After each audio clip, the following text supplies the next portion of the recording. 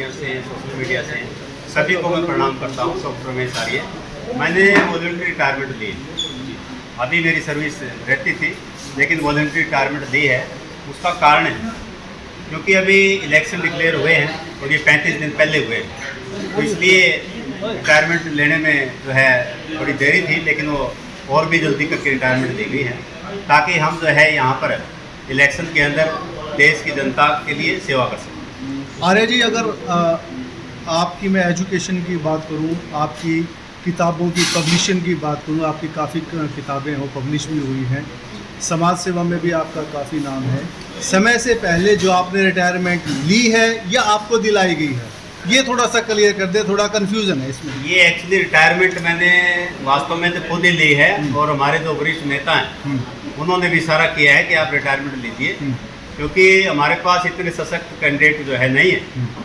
तो फिर भी जो पार्टी का निर्देश होगा हम उसको मान के काम करेंगे। एकदम जो रिटायरमेंट ली गई और एकदम इतनी बड़ी प्रेस कॉन्फ्रेंस करके ये सीधा सीधा समझ में आ रहा है कि जो शीर्ष नेतृत्व है उसका बहुत बड़ा हाथ आपके सर पर है। नहीं, जो शीर्ष नेतृत्व होता है उसका आशीर्वाद के बिना आदमी कोई आगे नहीं बढ़ सकता। ये आप लोग सभी जानते हैं। आप लोग ज़्यादा समझदार हैं, आप मेरे परिवार के सभी सदस्य हैं और हमेशा हम मिलते रहे और आगे मिलते रहेंगे। हम एक सकारात्मक भूमि के साथ काम करें, क्योंकि परमात्मा ने बहुत दिया है, तो अब जो है समाज को देने की बारी आ गई। Return back to the society, इसी आधार पर मैं काम करता हूँ। और जो परिवारवाद आज राजनीति में चल रहा है, मैं उसका ठीक जो है कट्टर विरोधी हूँ, क्योंकि परिवारवाद की जगह मैं राष्ट्रवाद को प्राथमिकता देता हूँ और राष्ट्रवाद के लिए काम करता हूँ। नेताओं की अगर बात करें तो नेता तो सुभाष चंद्र बोस जी थे, उसके बाद आजकल तो सिर्फ मंत्री पैदा हो रहे हैं। आपका इस बारे में क्या विचार है? एक्चुअली बिल्कुल सही बात आपने बोली है। लोगों के दिलों से, मनों से जुड़ के हम काम करें, चाहे हम मंत्री बने, चाहे एमएलए बने, चाहे ना बने, उसका कोई वहाँ पर तात्पर्य नहीं है। हम जो है व्यक्ति विशेष के विचार के परिवर्तन की बात करते हैं और जो है समाज में विचार के परिवर्तन की बात करते हैं, ताकि देश में परिवर्तन आए। राजनीति जब प्रत्येक व्यक्ति देश के लिए काम करेगा, समर्पण भाव से काम करेगा, वो कर्तव्य निष्ठा के साथ सेवा भाव से काम करेगा, तो देश आगे बढ़ेगा, उसको कोई रोक नहीं सकता। आर्य जी, आपने इस भाजपा पार्टी को क्यों चुना? क्योंकि इससे पहले तो शिक्षा भी थे, आप किसी राजनीतिक पार्टी में जुड़े नहीं थे, किसी भी राजनीतिक पार्टी में जा सकते थे। अचानक से भाजपा में ही जुड़ने का ख्याल कैसे आया? भाजपा में जुड़ने का ख्याल इसलिए आया क्योंकि इसकी नीतियों को मैं कई बार देखता हूँ, पढ़ता हूँ। अंतिम व्यक्ति के लिए काम करती है। जो अंतिम पंक्ति में खड़ा व्यक्ति है, चाहे वो एससी है, चाहे वो बीसी है, चाहे जनरल कास्ट से है, चाहे रिक्शा कूलर है, चाहे जो है गरीब है, कमज़ोर है, उसके लिए ये काम करती है। अभी आपने देखा है कि जितनी भी स्कीमें आती हैं, अब ऐसे स्टूडेंट्स के लिए योजना सरकार लेके आई कि जिस विद्यार्थी के 90% से ऊपर नंबर हैं उसको 1,11,000 रुपये नकद में उसके खाते में आ रहे हैं। तो ये छोटी बात नहीं। तो अंतिम व्यक्ति के लिए काम हो रहा है। अंतिम व्यक्ति जिनके पास मकान नहीं, प्लॉट नहीं है, उनको जो है सरकार जो है प्लॉट और मकान जो है पूर्ण पारदर्शिता के साथ आप पोर्टल में अप्लाई कीजिए, आपको प्लॉट मिल जाएगा। तो इस तरह की जो है नीतियाँ जो इसकी मेरे को पसंद आई हैं। पहले जो 2014 से पहले नेताओं के घरों में भीड़ लगी रहती थी, अलग से मिलते थे, ड्राइंग रूम में मिलते थे, उसके कारण थे। या तो वो नौकरी के लिए मिलते थे, या वो ट्रांसफ़र के लिए मिलते थे, या कोई 2 नंबर के गलत काम करने के लिए मिलते थे। अलग से मिलने का, अलग से इतनी भीड़ होने का क्या मतलब पड़ता है? तो नेता आज हम देखते हैं अकेले बैठे मिलते हैं। बीजेपी वाले देखो, कोई भी देखो, क्योंकि वहाँ पर ना तो ट्रांसफ़र की सिफारिश, वो जो है कंप्यूटर से होता है, ऑनलाइन ट्रांसफ़र होता है, ना ही जो है नौकरी के लिए अभी जो है लगे हैं, मान लीजिए 7,500 लगे हैं, टीचर्स लगे हैं, तो पर्ची खर्ची का कोई मतलब नहीं। आप उनके इंटरव्यू लीजिए, 100 के इंटरव्यू ले, 200 के ले, 1,000 के ले, वो स्पष्ट रूप से आपको बताएंगे कि वहाँ पर कोई पर्ची खर्ची नहीं चली। मेरे को तो पता भी नहीं था, घर पे लेटर आ गया। तो मैं, कई बच्चे आए हैं मेरे पास जो है मिलने के लिए आए हैं, आशीर्वाद लेने के लिए आए हैं, तो मैंने मजाक किया उनसे, वहाँ पे कुछ ना कुछ सिफारिश तो होगी। बोला सर कोई सिफारिश नहीं थी, वहाँ फिर कुछ खर्चा पानी किया हुआ? बोला जी कोई खर्चा पानी नहीं किया। फिर मैं कैसे? लेटर आ गया घर। तो लेटर आ गया, घर वाले ने बताया कि लेटर आ गया है, तो जो है मैंने ज्वाइन किया फटाफट, और खुशी का कोई अंदाज़ा नहीं कितनी खुशी होगी। तो मेरिट को जो है ना यहाँ प्राथमिकता मिली। 2014 के बाद आप देखते हैं हर विद्यार्थी, हर नौजवान लाइब्रेरी में जाता पढ़ने के लिए। वो तैयारी कर रहा है। उससे पहले क्या था, नेताओं के चक्कर काट रहा था, वो नशे पत्ते में संलग्न था।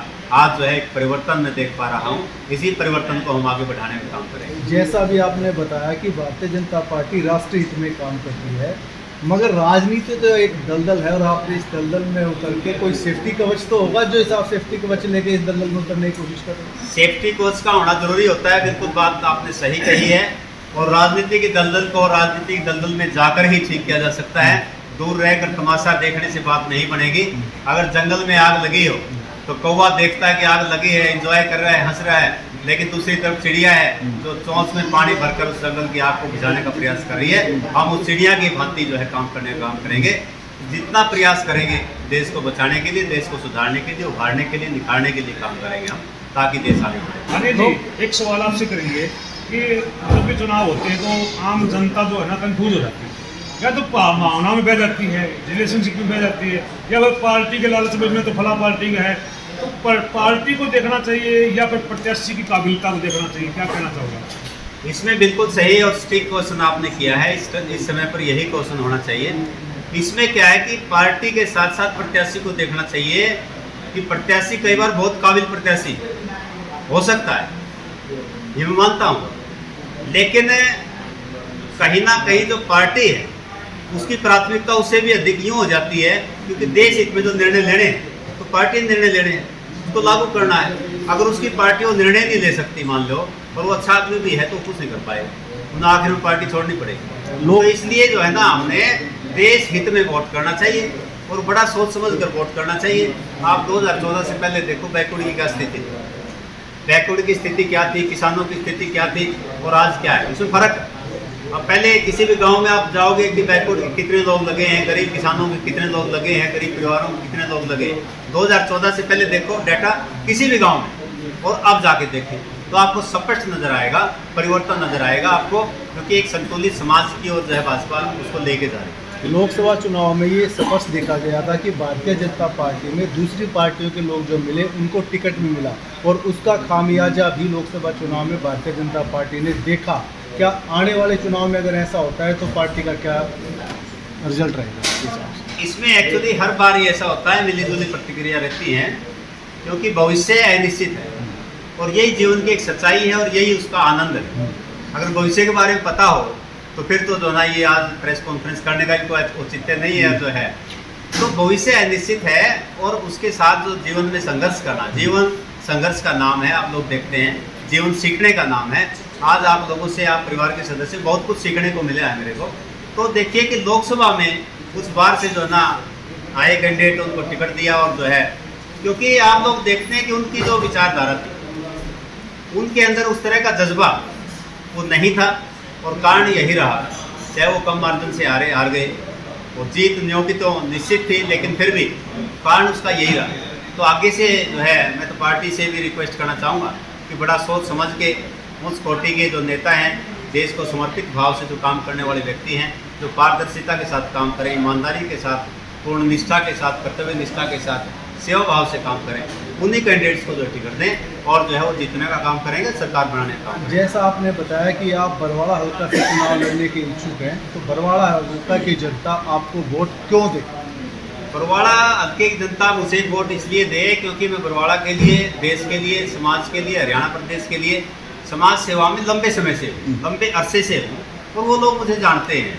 आप लोग भी सभी मुझे जानते हैं, मेरी नेचर को जानते हैं, मेरी प्रवृत्ति को जानते हैं। तो मैं देश के विकास के लिए, पर्यावरण संरक्षण के लिए और जो सामाजिक कुरीतियों को दूर करने के लिए, चाहे स्वच्छता के लिए, पर्यावरण के लिए, पौधारोपण के लिए, लगातार कोई दिन ऐसा मेरा नहीं है कि जिसमें ये इस तरह के काम में ना करता हूँ। तो पक्षियों के संरक्षण के लिए हम काम कर रहे हैं। तो सभी लोग मेरे विचार को जानते हैं, मेरी एनर्जी को जानते हैं। सुबह 6 बजे से रात के 10 बजे तक मैं किसी प्रकार का दिन में रेस्ट नहीं करता, और ना मुझे रेस्ट की आवश्यकता होती है। तो मैं लगातार कंटिन्यूटी में काम करता हूँ। वो एनर्जी कहाँ से मिलती है उसके बारे में कुछ नहीं कह सकता, लेकिन मैं एनर्जी में रहता हूँ और पूरा आप लोगों से मिलकर हम आगे काम करेंगे। आप लोगों ने बड़ा सहयोग दिया मेरे को समय समय पर, और आगे भी सहयोग देते रहेंगे। इसी प्रकार की उम्मीद के साथ आपके दर्शकों को मैं पुनः नमस्कार कहता हूँ और सभी को बोलता हूँ कि जो है चैनल से जुड़े रहिए, आगे से आगे इसको शेयर करिए, ताकि अच्छाई को जितना फैलाया जाएगा उतना इतना ही मेरा विचार है। धन्यवाद। जय हिंद, जय भारत, जय हरियाणा।